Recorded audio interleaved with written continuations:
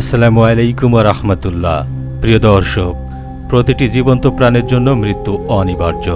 মহান আল্লাহ তাআলা কোরআনে ঘোষণা করেছেন, প্রত্যেক প্রাণীকে মৃত্যুর স্বাদ গ্রহণ করতে হবে। সূরা আল ইমরান আয়াত 185। আজকের আলোচনার বিষয়, মৃত্যুর একদিন আগে কি কি সংকেত পাওয়া যায়। ইসলামী দৃষ্টিকোণ থেকে থাকছে সেই আলোচনা। প্রিয় ভাই ও বোনেরা, মৃত্যু এক অমোঘ সত্য। তবে অনেক সময় আল্লাহর রহমতে মানুষ তার মৃত্যুর আগাম কিছু বার্তা বা সংকেত পায়। ইসলামী ইতিহাস, হাদিস ও আলেমদের বর্ণনায় এসব ইঙ্গিতের কথা উঠে এসেছে। শারীরিক ও আত্মিক সংকেত। নাম্বার 1, অসাধারণ প্রশান্তি বা অস্বাভাবিক অস্থিরতা। অনেক সময় মানুষ মৃত্যুর আগের দিন হঠাৎ করে খুব শান্ত হয়ে যায়। এমনকি যারা দীর্ঘদিন অসুস্থ ছিলেন তারাও হঠাৎ করে স্বাভাবিক হয়ে ওঠেন। আবার কেউ কেউ হঠাৎ অস্থির হয়ে পড়েন, বারবার অজানা আশঙ্কার কথা বলেন। নাম্বার 2, গোসলে না আসা, আলোক ঝলকানি বা সৌরভের অনুভূতি। কিছু ব্যক্তি মৃত্যুর আগে এমন আলো দেখেন যা অন্যরা দেখতে পান না, বা এমন ঘ্রাণ পান যা ওই পরিবেশে থাকার কথা নয়। নাম্বার 3, প্রিয়জনের বিদায় জানানো।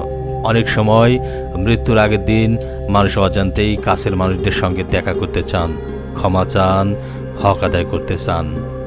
নাম্বার 4, ঘুমে বা জাগরণে মৃত্যু সংক্রান্ত স্বপ্ন দেখা। হাদিসে এসেছে, কেউ কেউ মৃত্যুর আগে এমন স্বপ্ন দেখেন যেখানে কবরে যাওয়া, জানাজা, সাদা পোশাক বা অজানা মানুষ দেখা যায়। সাহাবাদের ঘটনা থেকে শিক্ষা। ওমর রাদিয়াল্লাহু তাআলা আনহু শহীদের পূর্বে জুমার খুতবায় বলেছিলেন, যদি আমি শহীদ হই তবে এটা আল্লাহর কৃতজ্ঞতা।